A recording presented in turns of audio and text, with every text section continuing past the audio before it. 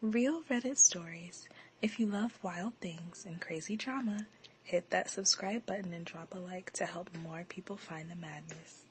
My sister helped my parents destroy my face with illegal skin whitening cream, so I cut them all off for good. 2 years later, my sister came crawling back, terrified and begging for help. My family are the most racist people I've ever met. Whenever we went outside during summer, my mom would count the number of times that me and my older sister stepped out of the shade. And when we got home, each time was equal to one hard slap. And for years, our morning routine consisted of our mom rubbing skin whitener from the Dollar Tree all over our bodies. And the whiter we looked, the better treatment she would give us. I remember just always wanting to be a normal kid. But my sister, on the other hand, she was a whitewashed queen. Every night, she would set an alarm for every 2 hours to make her sleep as disrupted as possible. That way, she was exhausted all the time, which naturally made her look more pale. Like, what in the bombaclat? And instead of our parents telling her that her health was more important than making sure she didn't look Hispanic, they would treat her like royalty. They'd shower her with beautiful dresses, expensive jewelry, literally just anything she wanted. Soon it became clear who the golden child was, and if I wanted their love, this is what I had to do. But I was desperate to find other ways. Getting straight A's in school, cleaning the house top to bottom every weekend, giving my parents foot massages. Thanks, honey, but I really wish you worked this hard on getting beautiful pale skin like your sister, they'd always say. And after my parents got me a literal bleach hair product shipped from Africa for my 16th birthday, I spent the entire day crying into the Barnes & Noble's teddy bear in my room, and that's when my sister came in and hugged me. I figured she was going to say that she'd always be there for me, that beneath the skin color I was still her sister, and that was all that mattered. But no, Layla, I love you and I want to help you. Look at me. I stared at her malnourished self, the eye bags forming crates under her eyes, the chemical burns on her scalp from straightening her hair. If I can look this beautiful, so can you. I swear I thought she was pranking me, but the spark in her eyes told me otherwise. She truly believed that treating herself like that was the way. From then on, I started wearing foundation that was 2 shades too light for me, and always found a way to cover up the rest of my body. Not because I hated my brown skin or natural curls, but simply because it would make my parents happier. And after all, they were the people that birthed me. Fast forward 6 years later, I just graduated from the University of Florida, and when last Thanksgiving came around, I was feeling really good. I had taken up running and spent so much time outside that I was forced to embrace my natural hunger and beauty, and I loved it. And my boyfriend Carlos loved it too, lol. He was half Puerto Rican, half Italian, and very much familiar with the whole internalized racism thing, but he was also white passing, so I expected everything with my parents to be okay, until reality hit. I showed up at my parents' house with him holding my hand. I had even put on a slightly lighter foundation to lessen the blow of everything. When the door opened, I saw a woman who looked like my sister, except more depressed, deathly pale, and extremely skinny. My heart broke, and I guess hers did too, because as soon as she saw us, she cried out, "Dios mío, what are you doing to our bloodline?" My boyfriend instantly squeezed my hand as if to say, "It's okay, we got this." Meanwhile, tears were streaming down my face. "My love, what have you done to yourself?" my mom screamed while trying to undo my slick back bun and straighten it out with her fingers. And that's when she saw Carlos. Her mouth opened so wide I thought her jaw was about to snap into two. "Ah, you almost had me believing that this monkey was actually your boyfriend, but I understand you're young, just messing around." She then chuckled to herself as if it was the funniest thing in the world. My dad then grabbed my hand to bring me inside and immediately handed my sister the skin whitening cream to put on my face. Except it wasn't the same one from when I was a child. Number, this one hurt. "I stop, get away from me," I yelled, tears streaming down my face. Within seconds, blisters had filled my face and I was peeling all over. As I screamed, Carlos called the hospital. I figured by this point my parents would realize they were being idiots. But no, my dad tried to wrestle with Carlos to grab the phone from him. "Pain is beauty. Armida will be beautiful." Meanwhile, my entire face felt like it had been dipped in hot sauce over 100 times. Luckily, they still arrived, and by the time I was seen by nurses, my eyebrows had already been burnt off. The next morning when I woke up from the skin grafting procedure, I was faced with my boyfriend kissing my hand and calling me beautiful, until I checked my phone. I immediately noticed I had been bombarded with dozens of texts and missed calls. The first voicemail was angry, telling me I was a disappointment to the family. The second was threatening. By the 10th, my sister was begging to not press charges. "They're our parents," she said in the message. "They just want what's best for us. Please come home and we can fix this." I couldn't believe she was still defending them after everything. Her voice sounded hollow, defeated, like someone who had given up fighting long ago. Carlos sat with me as I listened to the messages, his face growing more concerned with each one. "Layla," he said quietly, "this isn't normal. What they did to you is abuse. It's always been abuse." He held my hand gently, careful not to disturb the IV line. I knew he was right, but hearing him say it out loud made something click inside me. All these years, I'd been trying to earn love that should have been unconditional. I'd been letting them hurt me, physically and emotionally, because I thought that's what family meant. I'd normalized their behavior, made excuses for their cruelty, and blamed myself for not being what they wanted. The hospital social worker came in later that day. She asked about my burns, and for the first time in my life, I told someone the whole truth about my family. I can't tell you what I did next in this short video. Full story on the channel, link below. I was still in the hospital when I decided to press charges. The social worker helped me file a police report, and honestly, I was terrified. My hands were shaking so bad I could barely sign the paperwork. The officer who took my statement was this older guy named Officer Ramirez who kept looking at me with these sad eyes, like he'd seen this kind of thing before. "You're doing the right thing," he told me while I described the years of abuse. Not gonna lie, I almost backed out like 50 times during that conversation. There's this weird guilt that comes with reporting your own parents, even when they've literally burned your face off with illegal skin bleach. Carlos stayed with me the whole time. He held my hand through all the questioning and brought me real food because hospital food is straight trash. The nurses kept calling him my husband, and neither of us corrected them. It felt nice, like a glimpse into a future where I had a real family that actually cared about me. My phone kept blowing up with messages from my parents and sister. I eventually just turned it off because reading them was making my blood pressure spike, which the doctor said wasn't great for my recovery. My mom switched between threatening me and begging me to come home. My dad sent these long paragraphs about family loyalty and how I was betraying my heritage by acting like this. The irony of him talking about heritage while literally trying to bleach it off my skin wasn't lost on me. The worst messages were from my sister Elena. "They're going to take me away if you do this," she texted. "Please, Layla, I need them. I don't know how to live any other way." That one hit me hard. I knew exactly what she meant. When your whole identity is built around pleasing someone else, the thought of losing that structure is terrifying. I got discharged after 3 days. My face was still bandaged, left, and I looked like a mummy from some low-budget horror movie. The doctor said I'd need follow-up appointments for the next few months to make sure the skin grafts were healing properly. They also gave me this special cream that cost more than my monthly rent. Thank God for Carlos's insurance that covered most of it. We went straight to Carlos's apartment. I couldn't face going back to my place knowing my parents might show up there. Carlos lived in this tiny one-bedroom near campus with mismatched furniture and a kitchen barely big enough to turn around in, but it felt safer than anywhere I'd lived before. That first night away from the hospital, I had a complete breakdown. I'm talking ugly crying, snot everywhere, the works. Carlos just held me and let me get it all out. I kept saying how I should have done something sooner, how I should have protected Elena, how maybe I was overreacting. Carlos just listened, occasionally wiping my tears away carefully to avoid the bandages. You know what the craziest part is? I told him around 3 a.m. when we were both still awake. A part of me still wants them to love me. How messed up is that? The next morning, I woke up to a knock on the door. Carlos went to check while I hid in the bedroom, terrified it might be my parents. It wasn't them. It was Officer Ramirez with another officer I hadn't met before. We've spoken with your parents, Ramirez said when I finally came out. They're claiming it was all a misunderstanding, that you had an allergic reaction to a normal beauty product. I just stared at him. Of course they would say that. They'd been covering up their abuse for years with excuses like that. The new officer, a woman named Officer Chen, asked if I had any evidence of the previous abuse. Did I have pictures of the slap marks? Had I ever reported it before? Did I have the packaging from the product they used on me? I didn't have any of that. Who takes pictures of their abuse when they're a kid? Who keeps the empty bottles of the stuff that hurts them? I started panicking, thinking they wouldn't believe me, that my parents would get away with it like they always had. Then Carlos spoke up. The hospital has the chemical analysis of what was on her face. That should prove it wasn't a normal beauty product. Officer Chen nodded and made a note. We'll get that report. In the meantime, we've issued a temporary restraining order. Your parents can't contact you or come near you. After they left, I checked my phone again. 17 missed calls from my mom, 12 from my dad, and 23 from Elena, plus a bunch of texts. The most recent one from Elena made my stomach drop. They're saying you're mentally unstable, that you've always made up stories for attention. They have pictures of you looking happy at family events to prove it. I showed Carlos the message. They're going to twist everything, I said. They'll make it look like I'm the crazy one. Carlos suggested I reach out to anyone who might have witnessed the abuse over the years. My mind immediately went to my old neighbor, Mrs. Patel, who used to let me hide in her apartment sometimes when things got bad at home. There was also my high school counselor, Mr. Thompson, who had noticed the makeup I wore to cover bruises once but didn't push when I made up an excuse about falling. I spent the next few days making calls while trying to heal. Most people remembered something off about my family, but nothing specific enough to help. Mrs. Patel had moved to Arizona. Mr. Thompson vaguely recalled being concerned but had no documentation. I was starting to lose hope when I got a text from a number I didn't recognize. This is Jasmine from college. Carlos gave me your number. I have pictures from freshman year when you still had those chemical burns on your neck from home. Let me know if they would help. I'd completely forgotten about those pictures. Jasmine had taken them during a dorm party when my makeup had rubbed off. I'd been mortified at the time and begged her to delete them, but apparently she never did. I called her immediately and she promised to send them over. Meanwhile, Carlos was being a total rock star. He rearranged his work schedule to drive me to doctor appointments, cooked actual meals instead of the ramen I'd been living on, and never once complained about the fact that his tiny apartment now had my stuff everywhere. One night I caught him researching skincare for chemical burn recovery when he thought I was asleep. About a week after I filed the report, I got a call from a woman named Danielle who introduced herself as a victim advocate from the district attorney's office. She explained that they were considering pressing charges against my parents but needed more information. We have the hospital records and the chemical analysis, she said. The substance on your face contained hydroquinone at levels far exceeding legal limits, plus mercury compounds that are banned in cosmetics in the US. I wasn't surprised. My parents had always sought out the strongest, most dangerous products, believing they were more effective. What had surprised me was when Danielle said, "We also have a statement from your sister." My heart stopped. Elena made a statement against our parents? There was a pause on the line. Not exactly. She's supporting their version of events. Says you've always been jealous of her relationship with your parents and that you're making up the abuse for attention. I hung up and threw my phone across the room. Carlos jumped up from where he'd been working on his laptop and came over to me. I told him what Danielle had said, and he just held me while I cried again. I was so tired of crying. She's scared, Carlos said. She's still living with them, right? She's doing what she needs to survive. I knew he was right, but it still hurt like hell. Elena had been there for everything. She'd experienced the same abuse I had, sometimes worse. How could she deny it now? The next day, I decided to try something different. I called Elena directly instead of texting. To my surprise, she answered, "Layla, you need to drop this," she said immediately, her voice low like she was trying not to be overheard. "They're really angry. Dad broke the coffee table yesterday. I've never seen him like this." I took a deep breath. "Elena, they hurt us. They're still hurting you. Look at yourself. When was the last time you ate a full meal or slept through the night?" "I'm fine," she snapped. "I'm beautiful. Everyone says so." "You're disappearing," I said softly. "Every time I see you, there's less of you there." She was quiet for so long I thought she'd hung up. Then she whispered, "I don't know how to be any other way." "Neither did I told her, "but I'm learning. You can too." She hung up after that. I tried calling back, but it went straight to voicemail. I left a message telling her I loved her and that there was a place for her at Carlos's apartment if she ever needed it. The case against my parents moved slowly. There were interviews and paperwork and more interviews. The district attorney decided to charge them with assault and child endangerment based on the recent incident, but the years of past abuse were harder to prove. Danielle explained that without documentation or witnesses, it would be my word against theirs. Carlos suggested I start writing everything down, every incident I could remember, with as many details as possible. Even if it doesn't help the case, he said, it might help you process everything. So I did. I bought this cheap notebook from the campus bookstore and started filling it with memories. The time my mom slapped me so hard my nose bled because I'd played in the sprinklers at a friend's house. The Christmas my dad gave Elena a gold necklace and me a bottle of skin lightening lotion. The countless mornings spent having my hair painfully straightened while being told how ugly my natural curls were. Writing it all down was like lancing a wound. It hurt, but the poison needed to come out. Some nights I could only manage a paragraph before I had to stop. Other times I'd write for hours, the pages getting wet with tears. About 3 weeks after the Thanksgiving incident, I got another unexpected call. It was from my Aunt Rosa, my mom's sister who lived in Miami. We weren't close. She'd moved to Florida when I was young, and we only saw her at major family events. "Layla, I just heard what happened," she said. Her accent was thicker than I remembered. "Your mother called me crying, saying you were making up terrible lies about them." My stomach sank. Great, now they were rallying the extended family against me. "It's not lies, Tia. They've been abusing me and Elena for years." There was a pause. Then Aunt Rosa said something that changed everything. I know. 2 simple words, but they hit me like a truck. "You know?" "I suspected," she clarified. "The way your mother was always obsessed with your appearance, how you girls never seem to play outside like normal children." I asked her about it once, and she got so defensive I never brought it up again. I should have done more. I sat down on Carlos's couch, my legs suddenly weak. "Why are you calling me now?" "Because I believe you," she said, "and because I found something. When your mother and I were growing up, our grandmother did similar things to her. I found old diaries of your mother's where she wrote about it. The skin bleaching aging, the obsession with looking more European, it was done to her too. This revelation didn't excuse what my parents had done, but it helped me understand it a little better. The cycle of abuse had started long before I was born. My mother had internalized her own grandmother's racism and passed it on to us. Aunt Rosa offered to send me the diaries and to testify if needed. She also said I could stay with her in Miami if I needed to get further away from my parents. I thanked her but told her I was okay staying with Carlos for now. The next day, I had another follow-up appointment at the dermatologist. The doctor seemed pleased with how my face was healing. The redness was fading and the new skin was growing properly. There would be some scarring, but less than they initially feared. "You're lucky," the doctor said as she examined me. "This could have been much worse." As we were leaving the clinic, I spotted a familiar figure in the parking lot. Elena was leaning against a car, looking even thinner than the last time I'd seen her. When she saw us, she straightened up and walked over hesitantly. "What are you doing here?" I asked, surprised. "I followed Mom's car when she went grocery shopping," she said. "I knew you had an appointment today. I saw it on the calendar at home." Carlos stood slightly behind me, a protective presence but giving us space to talk. Elena glanced at him nervously before focusing back on me. "I've been thinking about what you said," she whispered, "about disappearing. I looked in the mirror this morning and couldn't recognize myself. I wanted to hug her, but she flinched when I moved closer." "Elena, you can get help. You can get out like I did." She shook her head frantically. "I can't. They're watching me all the time now. Dad took my phone. I'm using Mom's while she's shopping." She looked over her shoulder anxiously. "I don't have anywhere to go. You can stay with us," Carlos said immediately. "We'll make room." Elena looked at him like he was speaking a foreign language. The idea of someone offering help without expecting anything in return seemed to confuse her. "Why would you do that? You don't even know me. You're Layla's sister," he said simply, as if that explained everything. And I guess for him, it did. Elena started to respond when her phone buzzed. She checked it and her face went pale. "Mom's done shopping. I have to go." She turned to leave, then stopped and handed me a small USB drive. "I found this in Dad's office. It's their financial records. They've been ordering that skin bleach from overseas for years. It's all there, the payments, the shipping information." I took the drive, stunned. "Elena, this could be really important for the case." "I know," she said. "That's why I took it." She started walking away, then called over her shoulder. "I'll try to come to your place tomorrow. Text me the address." As we watched her hurry across the parking lot, Carlos squeezed my hand. "She's stronger than she thinks." "We both are," I replied. That night, we looked through the files on the USB drive. Elena had been right. There were years of records showing regular purchases of illegal skin lightening products from suppliers in Africa and Asia. Some of the ingredients listed were terrifying. Mercury compounds, high concentration hydroquinone, even something called clobetasol propionate that a quick Google search revealed was a prescription-strength steroid never meant for long-term use on the face. I immediately called Danielle and told her about the new evidence. She seemed excited, saying this could strengthen their case significantly. She arranged for me to bring the drive to her office the next morning. I was nervous about Elena coming to Carlos's place. What if our parents followed her? What if she changed her mind? Carlos suggested we clean up a bit and make sure there was food she might like. I remembered she used to love quesadillas before she started severely restricting her eating, so we got ingredients for that. The next day passed with no sign of Elena. I texted the number she'd called from, but got no response. By evening, I was pacing around Carlos's apartment, convinced something had happened to her. Maybe she couldn't get away, Carlos suggested. Or maybe she's scared. Just as we were about to give up and eat dinner without her, there was a soft knock at the door. Carlos checked the people and quickly opened it. Elena stood there, a small backpack clutched to her chest, her face even paler than usual. "They know I took the drive," she said as soon as she was inside. "Dad was looking for it everywhere. When he couldn't find it, he started screaming at Mom, saying she must have moved it. I left while they were fighting." I hugged her, and this time she didn't pull away. She felt so fragile in my arms, like a bird with hollow bones. "You're safe now," I told her, though I wasn't entirely sure that was true. Carlos made quesadillas while I helped Elena settle in. We didn't have much space, but we'd cleared out a corner of the living room and set up an air mattress with clean sheets and blankets. Elena looked at this simple setup like it was a luxury hotel room. "I haven't slept more than 2 hours at a stretch in years," she admitted as she sat on the edge of the mattress. "Mom said beautiful people don't need much sleep." "Well, tonight you can sleep as long as you want," I told her. No alarms. We ate dinner together, and I noticed Elena taking tiny bites and pushing food around her plate to make it look like she'd eaten more than she had. I didn't comment on it. Recovery would take time for both of us. After dinner, Elena took a shower. When she came out wearing one of Carlos's t-shirts that hung like a dress on her thin frame, I noticed bruises on her arms that hadn't been visible before. "Did they hurt you when they found out about the drive?" I asked, trying to keep my voice calm. Elena looked down at the marks like she was seeing them for the first time. "Dad grabbed me. He does that sometimes when he's angry." She said it so matter-of-factly, like she was commenting on the weather. I took pictures of the bruises with my phone, more evidence. Then I helped Elena apply some of my healing cream to them. We sat together on the air mattress afterward, neither of us quite knowing what to say. "I'm sorry I told them you were lying," she finally whispered. "I was scared." "I know," I said. "You don't need to apologize." She fell asleep quickly, exhaustion finally catching up with her. I covered her with an extra blanket and joined Carlos in his bedroom. We talked in low voices about what to do next. Having Elena with us changed things. Now we needed to protect her too. The next morning, I called Danielle again to update her on the situation. She suggested bringing Elena in to make her own statement now that she was away from our parents. Elena agreed, though she was clearly terrified. "What if they don't believe me either?" she asked as we drove to the district attorney's office. "What if they think I'm making it up too?" "The bruises help," I said, hating that I had to say those words. "And we have the financial records now?" Elena's interview lasted over 2 hours. Carlos and I waited outside, neither of us speaking much. When she finally emerged, her eyes were red from crying, but she looked somehow lighter, like setting down a heavy backpack after carrying it for miles. "They believe me," she said, her voice filled with wonder. "They're going to add charges based on what happened to me too." Danielle came out after her and explained that with Elena's testimony and the financial records, they now had a much stronger case. They were adding charges of child abuse, child endangerment, and assault for both of us, plus additional charges related to importing illegal substances. "We'll be requesting a court date soon," she said. "Both of you will likely need to testify." The thought of facing our parents in court made my stomach churn, but I nodded. "We'll be ready." That afternoon, we got a call from Officer Ramirez. Our parents had been arrested. They were being held pending bail, which had been set high enough that they probably couldn't pay it immediately. The news should have made me feel safer, but instead, I just felt hollow. Elena had a different reaction. When I told her, she burst into tears. Not sad tears, but something closer to relief. "It's really over?" she kept asking. "They can't make me go back?" "It's really over," I confirmed, holding her as she cried. The next few weeks were a blur of legal meetings, therapy appointments, which Danielle had arranged for both of us, and adjusting to our new living situation. Carlos's tiny apartment was cramped with 3 people, but we made it work. Elena slept on the air mattress, I took the couch, and Carlos kept his bed. He never complained, not even when Elena had nightmares that woke us all up, or when I accidentally used his toothbrush. Elena's physical health was concerning. Years of sleep deprivation and restricted eating had taken a serious toll. We found a doctor who specialized in eating disorders, and she started seeing him twice a week. The first time she ate a full meal without calculating calories or checking her skin tone afterward, she cried. My face continued to heal. The dermatologist was pleased with my progress, though she warned me to be extremely careful about sun exposure on the new skin. The irony wasn't lost on me. on me. After years of being punished for sun exposure, now I had a legitimate medical reason to avoid it. Our parents were eventually released on bail with strict orders not to contact us. They violated those orders almost immediately, sending emails from new accounts and even having friends call us with messages. Danielle helped us document every violation, which she said would only strengthen the case against them. Christmas came and went. It was the first holiday I'd ever spent away from my parents, and while there was some sadness, there was also a sense of freedom. Carlos's family invited us to their celebration, and his mom made traditional Puerto Rican dishes that reminded me of the food my grandmother used to make before she passed away. Elena ate more that day than I'd seen her eat in years. In January, we got notice that the trial was set for March. As the date approached, my anxiety skyrocketed. I started having panic attacks, sometimes waking up gasping for air, convinced I was back in my parents' house with burning chemicals on my face. Carlos suggested we all try something new to help manage the stress. He signed us up for a painting class at the community center. I was terrible at it. My trees looked like green blobs and my sunsets like someone had spilled orange juice on the canvas. But it was fun, and for those 2 hours each week, I didn't think about the trial or my parents or the scars on my face. Elena turned out to be surprisingly good at painting. Her first attempt at a landscape was actually decent, with mountains that looked like mountains and a sky with proper perspective. The instructor praised her work, and I watched my sister's face light up with genuine pride, maybe for the first time in her life. I never knew I could make something beautiful instead of just trying to be beautiful, she told me afterward. February brought an unexpected development. Aunt Rosa called to say she'd spoken with other family members about what had happened. To my shock, several cousins and another aunt came forward with their own stories about my parents' behavior. They'd seen things over the years, the excessive focus on our appearance, the way we flinched when our parents raised their hands, how we never wore short sleeves even in summer. They're willing to provide statements, Aunt Rosa said. They should have spoken up sooner, but they're trying to do the right thing now. These additional testimonies strengthened our case even further. Danielle seemed increasingly confident about the outcome, though she warned us that court cases can be unpredictable. As March approached, Elena made remarkable progress. She'd gained a healthy amount of weight and her hair was starting to look less brittle. She still struggled with sleep, often staying up late painting rather than setting an alarm to deliberately wake herself, but it was a step in the right direction. I was healing too, both physically and emotionally. The scars on my face were fading, though they'd never completely disappear. I'd started wearing my hair natural all the time, embracing the curls I'd been taught to hate. Carlos said they suited me, and I was beginning to agree. 1 week before the trial, we received an unexpected visitor. Our father's sister, Aunt Lucia, showed up at Carlos's apartment unannounced. Carlos was at work, so it was just me and Elena when she knocked. Your parents sent me, she said as soon as we opened the door. They want to make a deal. Elena started to close the door, but Aunt Lucia stuck her foot in the way. Just hear me out. They're willing to plead guilty to reduce charges if you agree not to testify. They'll pay for your medical bills, Layla, and they'll leave you both alone forever. I looked at Elena, whose face had gone pale again. We need to discuss this, I told Aunt Lucia. Come back tomorrow. After she left, Elena and I called Danielle immediately. She advised against accepting any deal without her present and said she'd come over that evening to discuss it. When Danielle arrived, she explained that our parents were likely getting nervous about the trial. The evidence against them is strong, she said. They're trying to minimize the consequences. What would happen if we agreed? Elena asked. Would they go to jail at all? Probably not, Danielle admitted. With reduced charges, they might get probation, community service, maybe a fine. I thought about everything they'd done to us over the years. The physical pain, the emotional scars, the years of teaching us to hate ourselves. That doesn't seem like enough, I said. It's your decision, Danielle told us. But remember, testifying means facing them in court. It means having your story questioned by their lawyer. It can be traumatic. Elena and I stayed up late that night talking about it. Part of me wanted to take the deal, to avoid seeing our parents again, to just move on with my life. But another part needed them to face real consequences. What do you want to do? I asked Elena around midnight. She was quiet for a long time before answering. I want them to know they didn't break us. I want to look them in the eye and tell my story. The next day, when Aunt Lucia returned, we gave her our answer. No deal. We would testify. The week before the trial was tense. I had trouble sleeping, and even Carlos seemed on edge. Elena threw herself into painting, creating dark, swirling images that somehow captured exactly how I was feeling. The night before the trial, Carlos cooked us a special dinner. He'd made his grandmother's recipe for arroz con gandules and even bought a bottle of sparkling cider so we could toast. No matter what happens tomorrow, he said, raising his glass. You two are the bravest people I know, and whatever the outcome, we'll face it together. I looked at my sister across the table, at Carlos beside me, and felt something I hadn't experienced in a long time. Hope. Whatever happened in court the next day, we had already won something important. We had broken the cycle, we had found our voices, we had started to heal. As we clinked our glasses together, I knew that facing our parents in court would be one of the hardest things I'd ever done. But for the first time in my life, I wasn't facing the hard things alone. The morning of the trial arrived with a spring thunderstorm. Rain lashed against the windows as we got dressed in the nicest clothes we owned. Carlos wore a button-up shirt and tie. I put on a simple blue dress that showed my natural skin tone. Elena chose a yellow sundress that made her look younger, more vulnerable, but also somehow stronger. We drove to the courthouse in silence, each lost in our own thoughts. As we pulled into the parking lot, I spotted our parents walking toward the entrance, huddled under a large black umbrella. My mother wore a hat pulled low over her face as if trying to hide. My father walked stiffly beside her, his back ramrod straight. Are you ready? Carlos asked, turning off the engine. I looked at Elena, who nodded slightly. As ready as we'll ever be, I replied. We walked into the courthouse together, ready to tell our story, ready to face our past so we could finally move toward our future. I walked into that courtroom feeling like I might throw up. My hands were shaking so bad I had to shove them in my pockets to hide it. Carlos kept his arm around my shoulders the whole time, and Elena stayed glued to my other side. The courtroom was smaller than I expected. Nothing like those fancy ones you see on TV shows. Just a regular room with wooden benches, fluorescent lighting, and a judge's bench at the front. Our parents were already seated on the other side with their lawyer, this slick-looking guy in an expensive suit. My mom had her hair pulled back tight and was wearing more makeup than usual, probably trying to cover how stressed she was. My dad just stared straight ahead, not even looking our way. I couldn't tell if he was ignoring us on purpose or just couldn't face us. Danielle met us at our table and went over some last-minute details. Remember, just tell the truth, she said. Don't let their lawyer rattle you. The judge came in and everyone stood up. He was this older white guy with thick glasses and a serious expression. He explained the charges and the process, but honestly, I was so nervous I barely heard any of it. I just kept staring at my parents, wondering how the people who were supposed to love me unconditionally could have hurt me so badly. My mom testified first. She sat in the witness stand looking all innocent, talking about how she just wanted her daughters to have the best opportunities in life. In our culture, lighter skin opens doors, she said with this sad smile. I only wanted them to succeed. Their lawyer asked if she ever intended to harm us. Of course not, she said, looking shocked at the very suggestion. Everything I did was out of love. The product that caused Layla's reaction was just a new brand we were trying. How could I have known she would be allergic? When it was Danielle's turn to question her, things got real. Danielle pulled up the financial records Elena had found, showing years of purchases of illegal skin bleaching products. Mrs. Mendez, can you explain why you were importing chemicals that are banned in the United States due to their toxicity? My mom's face changed then. Her fake smile disappeared disappeared, and she started stumbling over her words. They work better than the American products. Everyone in Honduras uses them. Even though they contain mercury and other toxic substances, Danielle pressed. Beauty requires sacrifice, my mom said, and I swear the whole courtroom went silent. It was like she'd finally said out loud what she truly believed. My dad's testimony wasn't much better. He tried to play the strict but loving father role, talking about how he just wanted us to have better lives than he did. But when Danielle showed pictures of my chemical burns and Elena's bruises, he couldn't explain them away. The worst part was when their lawyer tried to paint me as the problem. He brought up times I'd acted out as a teenager, staying out late, arguing with my parents, normal teenage stuff, and tried to suggest I was making up the abuse because I was rebellious. Isn't it true that you've always been jealous of your sister's natural beauty? He asked me when it was my turn to testify. I almost laughed. No, I said. I've always been jealous that she was willing to destroy herself to earn our parents' love, and I wasn't. That shut him up for a second. Testifying was harder than I expected. I had to describe in detail all the things they'd done to us over the years. The slaps for sun exposure, the skin bleaching sessions, the constant criticism of our natural features. With each example, I could see the judge's expression growing more disturbed. When I described the Thanksgiving incident, I couldn't hold back tears. They held me down and put chemicals on my face that burned off my eyebrows and caused second-degree burns, I said. And while I was screaming in pain, they tried to stop my boyfriend from calling an ambulance. The defense tried to suggest I was exaggerating, but the hospital records and photos backed up everything I said. Elena's testimony was even more powerful. She was so thin and fragile looking on the stand, her voice barely above a whisper at first. But as she started describing what our parents had done, she got stronger. She talked about the sleep deprivation, the starvation, the constant pressure to be whiter, straighter haired, less Hispanic. I thought it was normal, she said. I thought all parents treated their children this way. It wasn't until I saw how Layla was healing once she got away that I realized what they were doing to us was wrong. When Elena described how our dad had grabbed her hard enough to leave bruises after discovering the missing financial records, I saw my mom actually flinch. Maybe she hadn't known about that part, or maybe she was just worried about how it looked to the judge. The trial lasted 3 days. By the end, I was emotionally exhausted. Carlos had taken time off work to be there for every minute, and I don't think I could have gotten through it without him. He brought us snacks during breaks, squeezed my hand when testimony got tough, and kept reminding me why we were doing this. On the final day, we heard closing arguments. The defense lawyer tried to paint our parents as well-meaning immigrants who just wanted their daughters to assimilate into American culture. Perhaps their methods were misguided, he admitted, but their intentions were good. Danielle's closing argument was much more direct. This case isn't about cultural differences, she said. It's about two parents who systematically abused their children, causing physical and psychological harm that will take years to heal. They imported illegal toxic chemicals to use on their daughters' skin and hair. They punished them for their natural appearance. They created an environment where their daughters believed their worth was determined solely by how white they could appear. She held up the photos of my chemical burns again. This isn't love, this is abuse, plain and simple. When the judge announced he was ready to deliver his verdict, I grabbed Elena's hand so tight I probably cut off her circulation. Carlos put his arm around both of us. In the case of State versus Mendez, the judge began, I find the defendants guilty on all counts. I burst into tears, not sad tears, but relief tears. Elena was crying too, her whole body shaking. Carlos just held us both, his own eyes suspiciously wet. The judge sentenced our parents to 3 years in prison with the possibility of parole after 18 months, plus 5 years of probation after release. They would also have to pay for all our medical expenses and undergo mandatory counseling. A restraining order would remain in effect, preventing them from contacting us without our explicit permission. As the bailiff led them away, my mom looked back at us. For a second, I thought I saw regret in her eyes, but then she turned away, her back stiff with pride or anger. I couldn't tell which. Outside the courthouse, reporters were waiting. Apparently, our case had attracted some local attention because of the unusual nature of the abuse. Danielle helped us navigate past them without having to make any statements. We weren't ready to talk publicly about what had happened. That night, we had a small celebration at Carlos's apartment. Nothing fancy, just pizza and ice cream, but it felt like the most important meal of my life. Elena ate a whole slice of pizza without checking calories or worrying about how it would affect her appearance. I wore my hair in its natural curls and a tank top that showed my brown skin. Small victories, but they meant everything. What happens now? Elena asked as we sat around the living room. Whatever we want, I said, and it felt true for the first time in my life. The next few months were a period of adjustment. With the trial behind us, we had to figure out what our new normal looked like. Carlos's apartment was too small for 3 people long term, so we started looking for a bigger place. Elena got a part-time job at an art supply store, which seemed to help her confidence. I focused on finishing my final semester at university. We both continued with therapy. Some days were harder than others. I still had nightmares about the Thanksgiving incident, and Elena struggled with her body image and eating habits, but we were making progress. One unexpected bright spot was our relationship with Aunt Rosa. She visited from Miami a few times and even offered to help us financially if we needed it. I should have done more when you were children, she told us. Let me help now. With her assistance and our own savings, we found a small 2-bedroom apartment closer to campus. Carlos helped us move in, though he kept his own place. You two need your space, he said, though he stayed over often enough that it felt like he lived with us anyway. About 6 months after the trial, I got a letter from my mom. It had been screened by her prison counselor, who added a note saying they thought it might be part of her rehabilitation process to communicate with us, but that we were under no obligation to respond. I stared at that envelope for 3 days before I finally opened it. Inside was a single page covered in my mom's neat handwriting. Layla, it began. I am writing to say I am sorry. The counselor here is helping me understand what I did to you, and Elena was wrong. I was raised the same way by my grandmother, but that is no excuse. I hope someday you can forgive me, but I understand if you cannot. There was more, but it was all pretty much the same. Apologies mixed with explanations that sounded like excuses. I showed it to Elena, who read it silently before handing it back. Do you believe her? She asked. I shrugged. I don't know. Maybe she's starting to get it. Maybe she's just saying what her counselor wants to hear. Are you going to write back? I thought about it for a long time. Not yet, I finally decided. Maybe someday, but I'm not ready. Elena nodded. Me neither. We didn't hear from our dad at all. According to Aunt Rosa, who visited them once in prison, he was still angry and unrepentant. He blamed me for turning Elena against them and ruining their family. I wasn't surprised, but it still hurt. Life went on. I graduated with my degree in psychology, inspired partly by my own experiences to help others dealing with family trauma. Elena started taking classes at the community college, focusing on art therapy. She was still fragile in some ways, but getting stronger every day. Carlos and I got more serious. He proposed on my birthday, almost exactly a year after the Thanksgiving incident. Nothing fancy, just a simple question while we were walking through the botanical gardens on campus. I said yes immediately. We decided on a long engagement, giving ourselves time to build our careers before getting married. 2 years after the trial, our parents were released on parole. Danielle called to let us know, assuring us that the restraining order was still in effect and that their parole officer was aware of the situation. I had a panic attack that night, terrified they would show up at our door despite the order. Carlos stayed over, sleeping on our couch just to make us feel safer, but they didn't come. According to Aunt Rosa, they'd moved to a different part of the state. My mom had written a few more letters over the years, letters, each one a little more insightful than the last. I'd finally written back once, a short note letting her know I was okay but not ready for more communication. Elena had never responded to any of her letters. 3 years after the trial, Carlos and I got married in a small ceremony at a local park. Elena was my maid of honor, looking healthy and beautiful in a dress that complemented her natural skin tone. Aunt Rosa came from Miami, bringing several cousins who had provided statements for our case. Carlos's large, loud family welcomed us with open arms, his mother treating me and Elena like the daughters she never had. We didn't invite our parents. I thought about it, even discussed it with my therapist, but ultimately decided I wasn't ready to see them face to face. Maybe someday, but not yet. The wedding was everything I dreamed of as a little girl. Not because it was fancy or expensive, but because I was surrounded by people who loved me for who I was, not what I looked like. I wore my hair in its natural curls, adorned with small white flowers. My makeup was minimal, letting my natural skin tone shine through. The scars from the chemical burns were still visible if you looked closely, but I didn't try to hide them. They were part of my story. Elena caught the bouquet, blushing when Carlos's cousin Ralph immediately asked her to dance. They'd been circling each other for months, both too shy to make a move. It was nice to see her opening up to the possibility of romance. She'd been so focused on healing that she hadn't dated at all since we left our parents' house. As Carlos and I swayed on the dance floor for our first dance, I looked around at the life we'd built. It wasn't perfect. We still had struggles and bad days, but it was real and honest and ours. What are you thinking about? Carlos asked, noticing my thoughtful expression. Just how far we've come, I said. 3 years ago, I was in a hospital with chemical burns, and Elena was starving herself to please our parents. Now look at us. He smiled, spinning me gently. You're the strongest person I know, you know that? I laughed. I don't feel strong most days. That's what makes you strong, he said. You keep going anyway. After the wedding, life settled into a comfortable routine. Carlos and I bought a small house with a yard where I could garden. I loved getting my hands dirty, feeling the sun on my skin without counting the minutes until punishment. Elena moved into her own apartment near the community college where she was now teaching art classes. She was still in therapy, still working through her issues with food and body image, but she was thriving in ways I never thought possible. On the 5th anniversary of the Thanksgiving incident, I received another letter from my mom. This one was different from the others. There were no excuses, no attempts to explain away what they'd done, just a simple acknowledgement of the harm they'd caused and a request. If you were ever willing, I would like to see you and Elena again. On your terms, in a place where you feel safe. I understand if the answer is no. I showed the letter to Elena during our weekly sister dinner. She read it carefully, her expression unreadable. What do you think? I asked. She sighed. I don't know. Part of me never wants to see them again, but another part wants closure, I suggested. She nodded. Something like that. We discussed it for weeks, with each other and with our therapists. Eventually, we decided to meet our mom, just her, not our dad, in a public place with Carlos present for support. We chose a coffee shop near our therapist's office, figuring we might need a session afterward. The day of the meeting, I was so nervous I could barely function. Carlos drove us because my hands were shaking too much. Elena was quiet beside me, her face pale but determined. Our mom was already there when we arrived, sitting at a corner table with her hands wrapped around a mug. She looked older, her hair showing streaks of gray she hadn't colored. When she saw us, she stood up but didn't approach, respecting the boundaries we'd set in our email. Thank you for coming, she said as we sat down across from her. Carlos positioned himself at the end of the table, a protective presence without being intrusive. The conversation was awkward at first. Small talk felt ridiculous given our history, but diving straight into the heavy stuff seemed too abrupt. Eventually, our mom took a deep breath and addressed the elephant in the room. I want you both to know that I understand now how wrong I was, she said. The counseling in prison and after. It helped me see what I did to you, what your father and I did. There's no excuse. Elena stared at her coffee. Why did you do it? She asked, her voice barely audible. Why did you hate how we looked so much? Our mom's eyes filled with tears. I didn't hate you. I hated myself. My own grandmother did the same to me, and I thought I was helping you avoid the pain I felt, but instead, I caused it. We talked for almost 2 hours. It wasn't magical or perfect. There were awkward silences and moments when emotions ran too high to continue, but it was honest in a way our family had never been before. Before we left, our mom asked if we might be willing to meet again sometime. No pressure, she added quickly. And I understand if you don't want to include your father. He's still working through things. Elena and I exchanged glances. Maybe, I said. We'll think about it. As we walked back to the car, Carlos asked how we were feeling. Weird, Elena said. Like, I'm glad we did it, but I also kind of want to go home and cry for hours. Same, I agreed. It's like, I don't know if I can ever fully forgive her, but I think I understand her a little better now. We did meet with our mom again, a few months later. And then again after that. Slowly, carefully, we built a new kind of relationship. Not the close mother-daughter bond that might have been, but something honest and respectful. She never asked us to see our father, and we never offered. Life continued to move forward. Carlos and I had our first child, a daughter we named Rosa, after my aunt who had been the first family member to believe us. Elena became the world's most devoted aunt, spoiling her niece with handmade toys and tiny paintings for her nursery. The first time my mom met Rosa was another milestone in our healing journey. I watched her carefully as she held my daughter, looking for any sign that she might judge her appearance or show the same toxic behavior she displayed with us. But she just cooed and smiled, telling Rosa she was perfect exactly as she was. She is, I agreed, taking my daughter back. And she always will be, no matter what she looks like. My mom nodded, understanding the message beneath my words. Yes, she said quietly, she will be. 7 years after that terrible Thanksgiving, Elena and Ralph got married in a beachside ceremony. She wore a sleeveless dress that showed her natural skin tone, her hair in loose curls down her back. She looked healthy and strong and happy, a far cry from the malnourished, sleep-deprived girl she'd been when we escaped.